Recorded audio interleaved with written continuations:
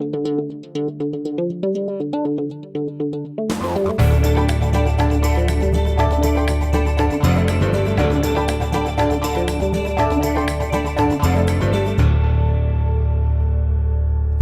provided by Walters, Papillon, Thomas Cullins, LLC, specializing in business litigation and personal injury cases for over 40 years.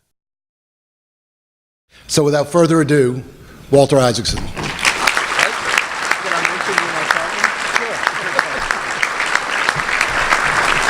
Thank you very much. It's good to be back at PAR, and I want to thank Alan Bissinger, who didn't mention it. I asked whether he's embarrassed to say it, is my first cousin, but also my first friend. He was born about 42 days after I was, and it was really a relief to have somebody else I could hang with in our family, and he's somebody whose career I've admired immensely. It's also it's great to be here with Governor John Bell Edwards, a person that not only I, but all across America is deeply admired for the comeback he's helped bring to this state, our beloved state of Louisiana. And also to be here with PAR. The reason I love PAR is it reminds me of something my favorite biography subject, Benjamin Franklin, would have founded. In fact, he did found something very much like PAR. When he straggled up Market Street as a runaway into Philadelphia, one of the first things he did was start a club called the Junto, nicknamed the Leather Apron Society. And it was for the shopkeepers, business people, artisans, artists, and professionals of Philadelphia who worked on or near Market Street to see if they could be more engaged in civic life, help figure out the problems of a growing city, Philadelphia, in the 1740s, and if they could understand ways to make every citizen of Philadelphia more engaged. It sounds like the mission of PAR, and in many ways it was. Every week at the meeting of the Leather Apron Club, Benjamin Franklin would pose certain sets of questions. Some were just out of curiosity, scientific, like what is lightning? And as we know, Ben Franklin figures it out. Why does condensation foam on the edge of glasses? But he also had them look at the public research issues of their time. Would Philadelphia benefit from more immigration? What would apprentice programs do to help employment in Philadelphia? They studied that with research. What causes businesses to succeed and what causes them to fail? These were all the projects that the Leather Apron Club did in Philadelphia. And then they launched civic projects. They created the first library, free library in America, the first hospital, talking about health care. It still says, to benefit the common good is divine. That was Ben Franklin's inscription, which you can still see on the first hospital of Philadelphia. Famously, the Volunteer Fire Corps and the Street Sweeping Corps. And then, of course, the Academy for the Education of Youth in Philadelphia, now called the University of Pennsylvania. They enforced a code of civility, too, which is something we could learn from. They were fined $10 every time somebody made an assertion that was considered uncivil or too challenging. That wasn't an open assertion, but one designed to shut down discussion rather than form the common ground. You were not allowed to be contentious unnecessarily. They also tried to be guided by facts. And this becomes, in the Enlightenment era of the early United States, part of the founding creed of America that Ben Franklin helped to push through, which is, let's be guided by what works. Let's be practical in our policies. Franklin had a phrase he always used. When he looked at the way that lightning resembled electrical sparks, he wrote in his notebook, "Let the experiment be made." And he did that all the time. So when they were considering various policies in Philadelphia, He wrote, "Let the experiments be made." And it led them in Philadelphia, and that's where the founding of America comes from, to decide to try to do policies not based on pure ideology or partisanship, but based on studying, like Parr does, what works and what doesn't. In fact, it put Franklin on what we would call different sides of the political spectrum. For example, on welfare. He wanted to do the experiments, and they studied towns all over the United States and in England for at what level does welfare start decreasing the incentive to work, and at what point does welfare help people get out of poverty and become more incented to work. They did not approach it ideologically. They approached it with the Franklin slogan, "Let the experiment be made." Likewise, on estate taxes, to what extent did that incent people to start new businesses, and to what extent was it a disincentive?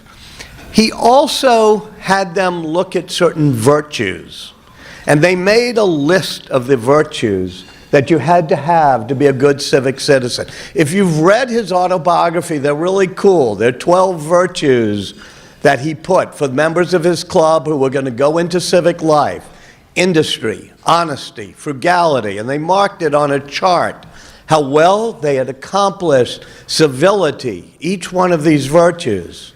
And at one point, Franklin had mastered all 12 of the virtues on the chart, and he showed it off to members of the club. One member of the club, who was a friend, said, "Franklin, there's a virtue you forgot to put on your list you might want to practice." Franklin says, "What's that?" And the friend says, "Humility. You might want to try that one for a change." What I love about Franklin is that he writes in a letter to his sister, "I was never very good at the virtue of humility. I could never master it. But I was very good at the pretense of humility. I could fake it very well." Now here's the genius of Franklin that many of you in public life maybe should learn from, which is, I learned that the pretense of humility was just as useful as the reality of it. It made you listen to the person next to you, made you try to find the common ground, and that was the essence, he wrote, of the middle-class democracy we were trying to create. We've lost these ideals now, especially in Washington and in many places around our country. I could give whole talks, in fact have, on what's caused this. The fracturing of the media, the fact that the media has to chase ratings and is balkanized and goes after special interests instead of bringing us and uniting us. Things like gerrymandering. I remember when I first went to Washington, I'm old enough to remember this, high school student working for Hale Boggs. But when he died, and then after Miss Lindy stepped down, they gerrymandered that seat. So instead of having somebody who was going to forge the compromise on the civil rights bills, we had two different districts, a far left and a far right district. All of these things across this country, from the media to our ways of doing politics to our lack of civility, have balkanized us some. I will say, though, and it's perhaps out of my love of this state that I say it, but I don't think I look at things through rose-colored glasses. It's less so in Louisiana than in most places in the country. And the problems, even though the governor, when he's talking about the problems of closing a $400 million gap, I'm thinking, wait, in Illinois, they have billions in unfunded pension liabilities and can't even call a special session because they've gotten themselves so polarized. I have a student at Tulane who said he was going to write a paper for me in the history class on how crazy Louisiana leaders are over the years and how it's, I said, wait a minute. Look at other states where their legislatures or their leaders are doing things that are unnecessarily contentious, whether it's North Carolina, Illinois, Texas, bathroom bills, pension things, all these things that cause them to lose basketball championships. And despite what it may look like to you here, in Louisiana, we actually have a bit more wisdom and a bit more common sense, and we've shown it.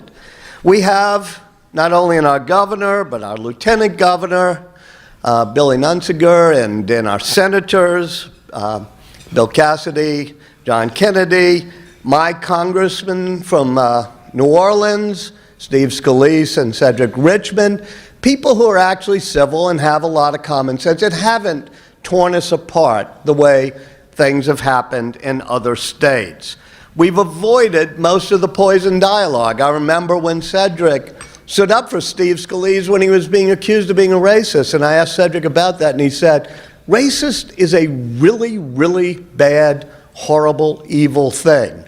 I don't like that word being used when it's not necessary, when it's a person who's not a horrible, evil person. That's why I defended Steve Scalise. And I think it's because bred into us as Louisianians, we kind of like each other. You know, we're kind of friendly.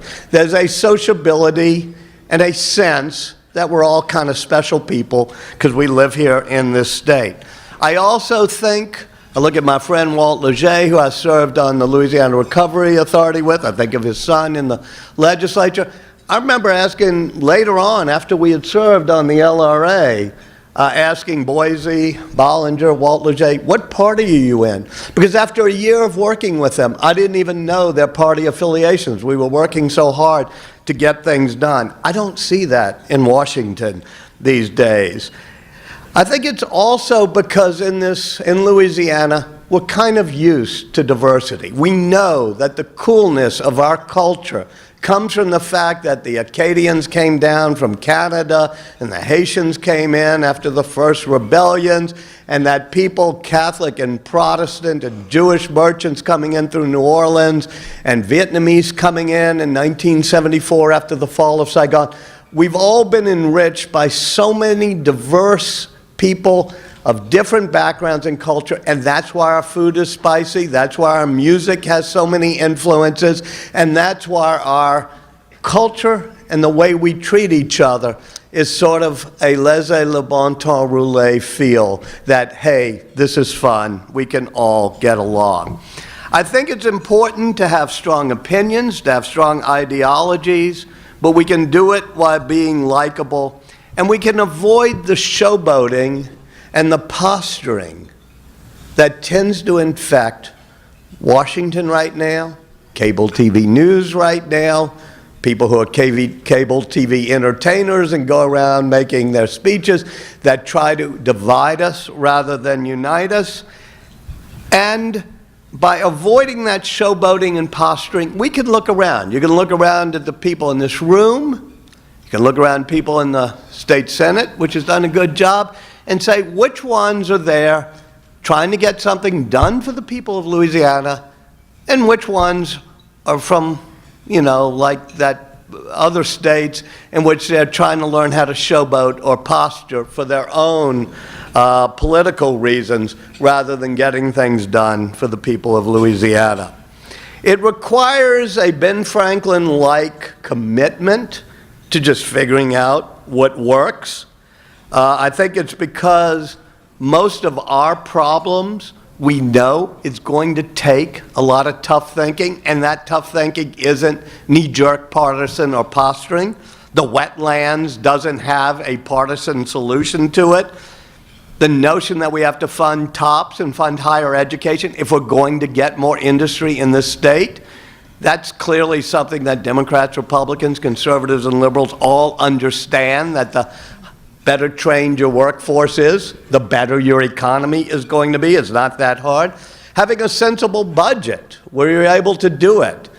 We're talking about people who, if they wanted to, within an hour, could sit down and figure out how to solve this problem, and I predict they will, because I do think the people of Louisiana tend to like people who are able to solve problems rather than make a reputation by being contentious. And we're also pretty good at experimentation. You know, after Katrina, we had the chance to reform the schools in the city of New Orleans. I think Walt Leger, we made him in charge of housing, which was almost impossible, and others had to do, like Alan is working on health or justice. But I got education, and we tried new ways to do education, to bring in people who had run great schools, to try to make it so that all schools were public as well as innovative and charter. And we did it with no partisan ideology. We did it with Kathleen, we did it with Bobby Jindal, we did it with all sorts of people who are involved, and now we're still doing it under Governor Edwards, just looking and saying what works, what best, what doesn't. And every day, I think it's up to each one of us, and especially those of you in the room, especially those of you who are part of groups like PAR, to say not only am I going to support an organization like this, but I'm also going to support its mission. It's not just doing the research, but it's saying every day when you look at a politician, when you look at a state legislator, when you look at a governor or a leader or a head of a school board or whatever, say, is this person really trying to solve the problems for the people of this state, or is this person posturing and trying to be like a national politician, being contentious and tearing us apart because they think that will help their political career? Trust me, you may think it's sometimes bad here.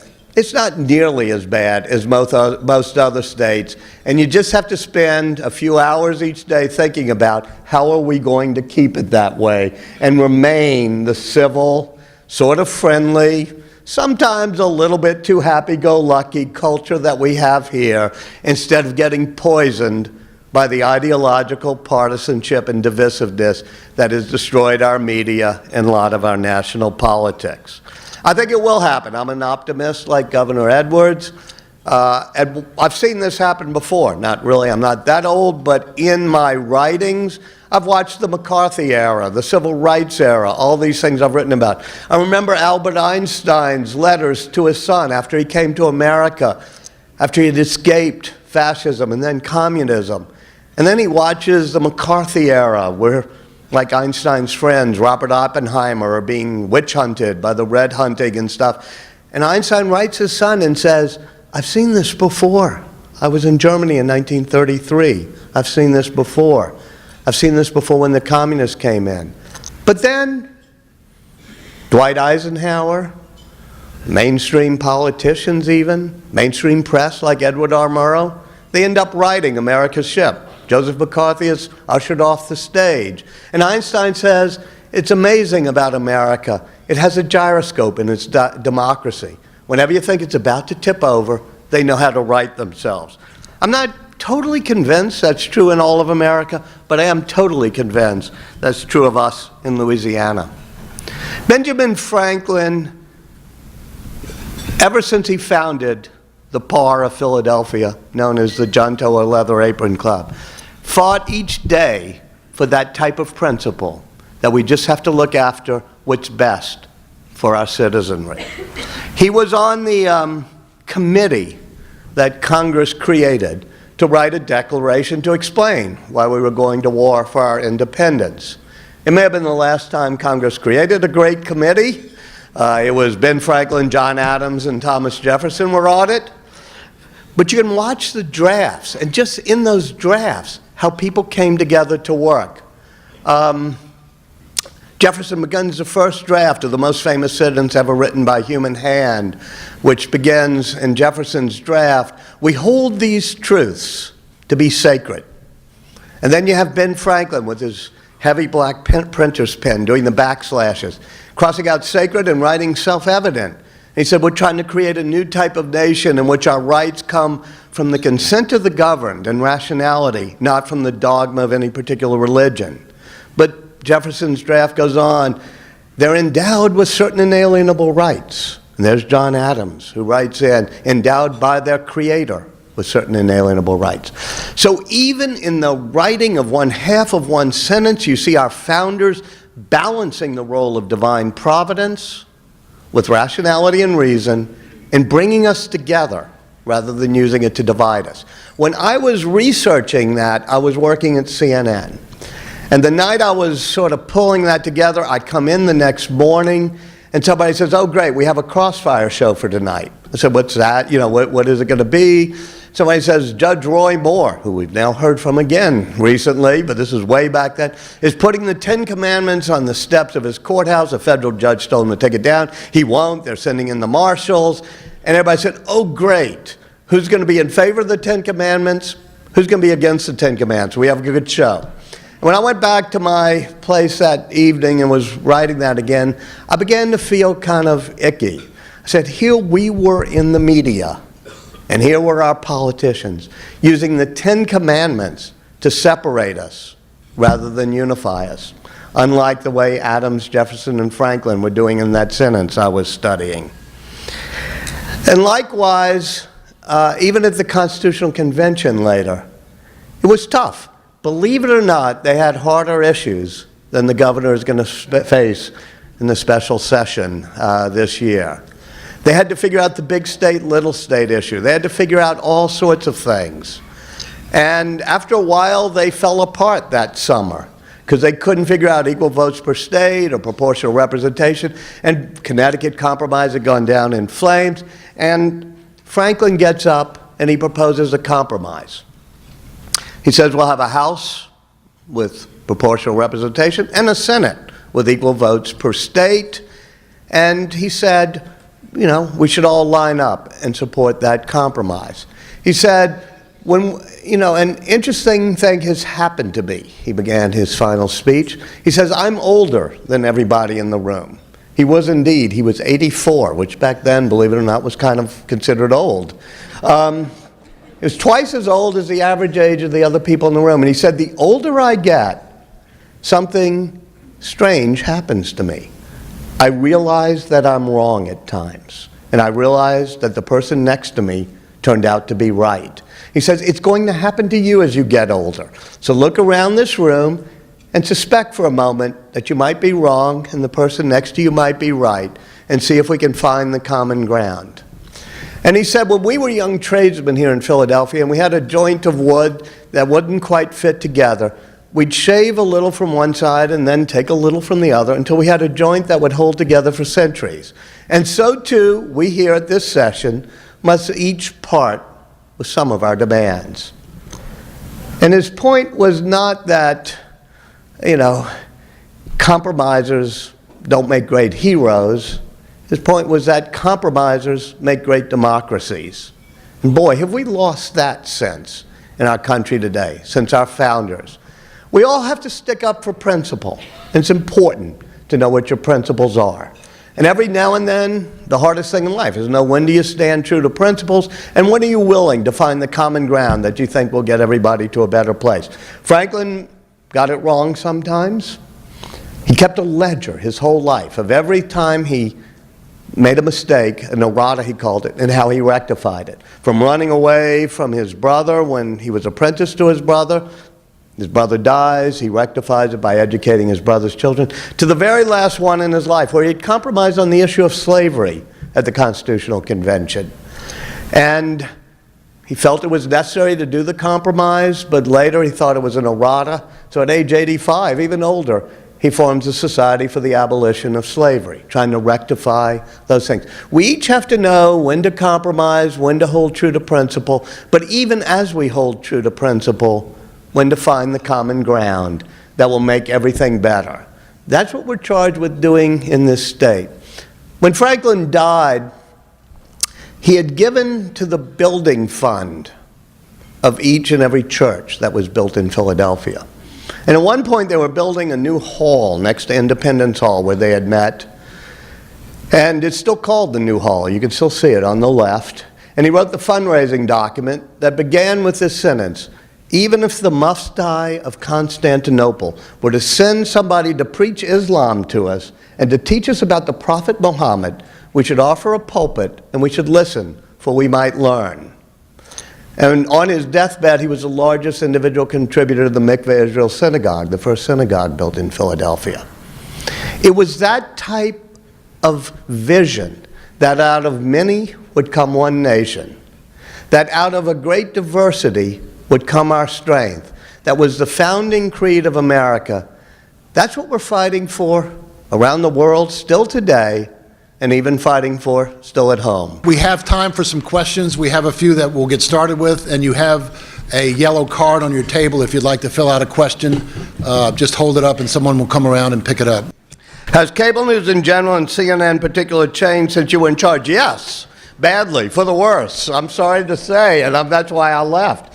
fact, I left a little bit after that incident I told you about, where I was writing about our founders and then watching what we were doing in cable news, and I thought, you know, I'm just not cut out for this cable news business right now. I think cable news has been polluting our discourse by getting ratings, by appealing on both left and right, and for that matter, any other points of the compass you can figure out, to people's passions rather than to their reason. And it's simple. That gets you good ratings. If you have a passionate personality, you know, one of those cable news entertainers, that's going to get eyeballs more than having a good reporter based in Baghdad who's going to do a 4 or 5 or 10 minute piece of reporting. And it's even worse in the era of social media, because even though Facebook and Google and others say, oh, we're neutral, whatever, they have algorithms that are based on engagement. Engagement is just their fancy word for saying you're going to click on this one and you're going to share it and email it. And the algorithms figure out what people click on and what they share and what they mail. And by the way, it's pretty simple. You could have figured it out. It doesn't take an algorithm to figure it out. If something is very contentious and it says you cannot believe what Hillary Clinton just did, or you must, you know, this will shock you even more about Donald Trump than you've ever been shocked before, those type of headlines and those type of stories get clicked on. They become part of cable news. They get shared on Facebook. They incent troll forums in St. Petersburg, Russia, to replicate them.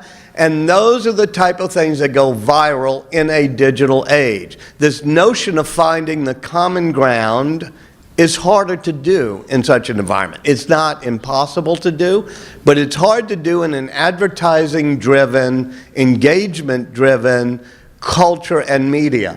I partly blame that on this notion of the technology, but frankly, I blame those of us who were journalists, those of my colleagues who are still doing it, for succumbing to it. Because all of us have a mission in life.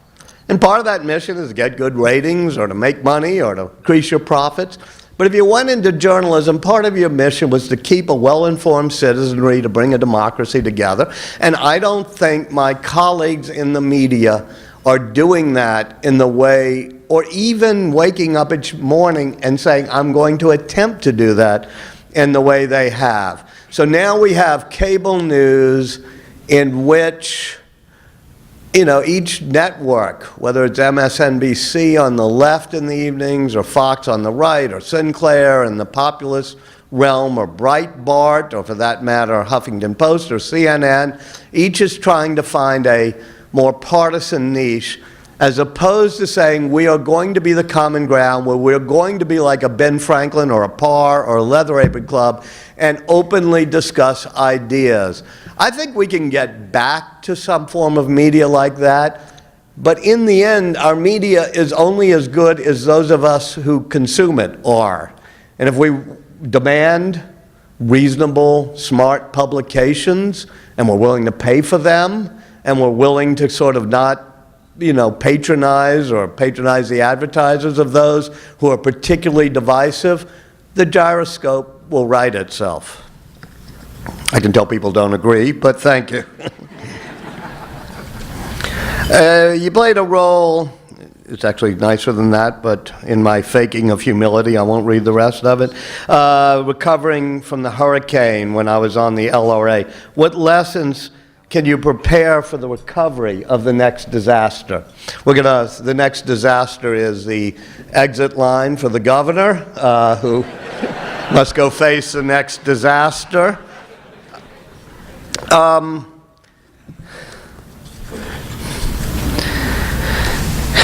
That's a good question. I mean, I'll talk about post-disaster, which is the old phrase sometimes Rahm Emanuel attributes to himself, but it's not his, which is never waste a good disaster. After Katrina, we decided, especially, you know, in certain sectors, not to just rebuild what we had, but to try to build what we should have had: a world-class K through 12 education system, a place where people and parents, not just wealthy parents, had choice about where they could send their kids to school, where people could be innovative, where some people who got to move to good school districts or go send their kids to private schools, they would get a better education than people who had no choice. And so to try to institute a parental choice, charter, innovation, public model that tried to work. It's been hard. It is still a work in progress, but I think we were right, and I do salute John White, this Commissioner of Education, who has been deeply experimental, not ideological, and noticed. He's the best at noticing when something that he believed would work isn't working, and he says, how do we change this a bit? How do we change the assessment system? How do we assess reading better than other states are doing? How do we keep choice, but also make sure that schools aren't skimming the cream? All these things you have to do if you're looking, as I think the school superintendent, John White, also the people running the Orleans Parish and formerly running the recovery school districts, have been trying to do. And so I would say, you know, let's try to learn from each disaster. And the other thing, which is to prepare for the disaster, this will not come as a surprise. Half the people in this room, or probably two-thirds of the people, know a lot more about this than I do. But as I watched the Mississippi River, as we were driving up today, flowing through the Bonacare and depositing its sediment past Lake Pontchartrain and Lake Bourne, and I think of ways that we should be doing sediment diversion and approximately 100 other things to restore our marshes and coastline, where Brandon still fishes and where we used to fish the pipeline canals. We've got to make sure the marshes, the coast are restored. We have to do the sediment diversions. We have to get over the bickering for that. And finally, if we're going to have a great state that is resilient, and resilient just means the answer to your question, how do we recover from the next disaster, because we know there will be one. We have to have a pretty well-educated, employed population. We have to have engineering schools and architecture schools and TOPS programs. It's why I came back to Tulane, why I'm so proud of what's happening at LSU that's good. And so this is not a partisan thing about solving the budget, but as we do solve the budget, let's make sure we have an educated populace.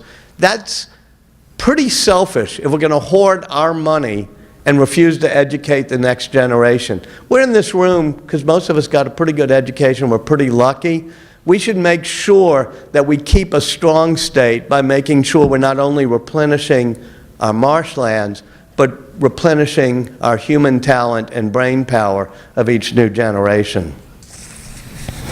Social media makes it easier for leaders to stay connected, but it also makes it easier for critics to attack people they don't like. Is social media net positive or negative for leaders today? Does anybody have a student in my class at Tulane? Okay, good, because I'm going to tell you a question that will be on their final exam. Don't tweet it out. You have 10 days before the exam. It is precisely the last phrase of this question. Is social media a net positive or negative for our society today? This says for our leaders today.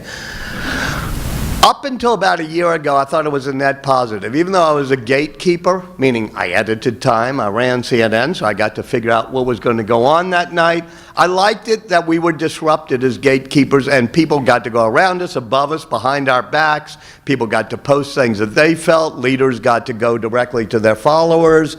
That there weren't the sort of self-appointed or anointed gatekeepers of the media who got to control what we read. Now, because so much is done on social media to rile people up, and so much is done anonymously and without consequence, I think we finally turned the corner that social media has done more to poison our democracy than to help our democracy. I think, thank you. I know why we're all cheering the demise of social media here. It's not like I've shorted Facebook stock or anything, but I think it's rather easy to fix. In fact, I was talking to Hunter. There's Hunter. I have a friend, Jim Clark, who's a great engineer, came out of Tulane, started Netscape, started Healthscape, many other things, the first web browser he commercialized. And they made one mistake, which he would admit, which is whether it was the first web browser or the first TCP/IP internet protocols, they made it so that anonymity was embedded into the DNA of the digital networks and internet. And by being anonymous is not so good. We all, ever since Plato wrote about the ring of Gyges, if you could put on a ring and be anonymous, you would not be quite as civil. When I grew up in New Orleans, if I walked to the K&B drugstore and bought a pack of Marlboro or something worse, pretended I needed whatever, it would be back to my parents in what, 7 minutes? You know, hey, I didn't know your son smoked, you know, your 12-year-old son. We were not anonymous back then, and I've noticed sometimes now I'm not anonymous. I'll be at an airport and be slightly annoyed, and then I'll realize somebody kind of recognizes me from some TV appearance. I think, oh, I got to be nicer because that's going to be tweeted out if I do something bad. I think it would be good if we had less anonymity online. And I think that would help our discourse. And I'm hoping that people like Jim Clark, just like Ben Franklin rectified his errata, before the founders of the internet, with all due respect to Al Gore, actually pass from the scene, that they will say, let's create a layer of the internet where people are verified, when you take responsibility for your own words, where people know who you are, you're authenticated. And so it's not like Twitter and all these places where we have nasty discourse, partly fueled by the fact that people can be anonymous. And are there more cards? Okay. Because I actually have gone through these like people don't generally do. But every biggest high point, negative, hot. Whoever wrote something about biggest negative on politics, raise your hand. And gerrymandering. Oh, gerrymandering? Oh, gerrymander. Is that the biggest negative impact on politics? Yeah. I mean, no, I think the media is the biggest impact. I think everything. The jet airplane that allowed everybody to leave Washington on Thursday night instead of having to sit around with their colleagues like Hale Boggs did and hang around with Gerald Ford in Bethesda. You know, there are many things that happen, but I think gerrymandering may be number one for many reasons. First of all, if you're in a gerrymandered district, and this is totally nonpartisan. I get stunned when sometimes one party is more against gerrymandering than the other. But what it does is if you're in a gerrymandered district, all you have to do is worry about your flank, meaning if you're a conservative, you'll be outflanked on the right in the primary, and if you're a liberal, you'll be out Bernie Sanders on the left in the primary. So it tends to pull people towards the base of the party, who are the ones who vote on primaries, rather than being like Hale Boggs, who had to represent the Broadmoor area of New Orleans, where my family home is, and Central City, and Metairie, and Lakefront, and so had to have a broad group of people, and so he was always the person finding the way to find a good balance on things like civil rights bills, highway bills, whatever it may be. Gerrymandering takes that incentive away. Anybody who's a compromiser is also more likely to be primaried. So we're raising a generation of politicians who run in gerrymandered districts. But even more insidiously, it makes people feel their vote doesn't really count. I mean, if I'm in a gerrymandered district, my vote, especially for Congress or whatever, doesn't really matter. It's pretty much a foregone conclusion. And it also is an analogy, and perhaps even a real contributor, to one of the bad trends that's happening in our society, which I call the self-sorting phenomenon. When I was growing up, it was sort of the opposite. We were getting a bit unsorted. Things were integrating. Neighborhood bars were integrating. City Hall was integrating. I don't just mean black or white. I mean, you know, Italians and Germans and Jews and Protestants and Catholics and black and white and Creoles. we became a little bit more inclusive, whether it was even in our Mardi Gras crews, but certainly in our neighborhood restaurants, all these sort of things. In the past 15, 20 years, whether it be in school systems or clubs or lunches or whatever else, and in where we live, we're sorting ourselves out a little bit more. People are moving to neighborhoods and gated communities and places with people more like themselves that gets almost as if it's mimicking a gerrymandering, and it tends to be incorporated and institutionalized by gerrymandering. I said as the one takeaway I wanted in the talk that it would be good if every day we each thought, how can I support something that is productive and solves problems for the people of the state rather than support people who posture and just pull us apart.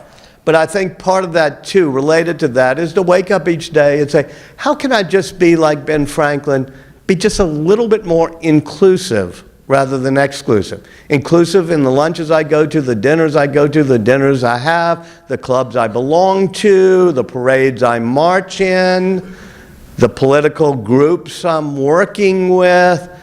And it's not just racial, it's ideological inclusivity. I try to see that at Tulane. You got to have people with all different ideologies represented in class. But you also have to say, it's kind of cool that the biggest, hottest new cuisine in New Orleans is a Vietnamese Creole fusion cuisine that became, because 30, 40 years ago, the Vietnamese became incorporated. That a Vietnamese woman has now won the council seat for District E. That notion of inclusivity continues to help our cuisine. It continues to create music like jazz. But most importantly and of all, if we do it right, it continues a special culture in Louisiana that makes us a loving state and not a hateful state. Thank you all very much.